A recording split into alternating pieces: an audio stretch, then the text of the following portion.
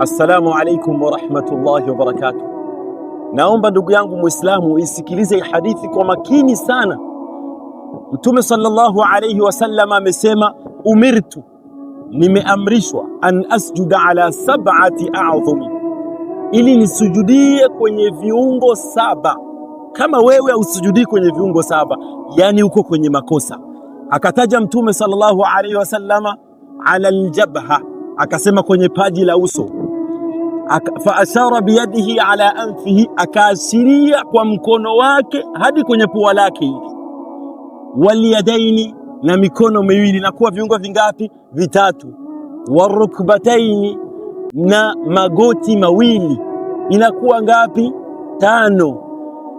Wa atrafil qadamaini, na pia chongo za miguu hapa, inakuwa ngapi? Viungo saba. Tutawafundisha namna gani wanavifanya kwenye video ifuatayo. Salamu alaikum wa rahmatullahi wa barakatuh. Hadithi hiyo ni ya Bukhari.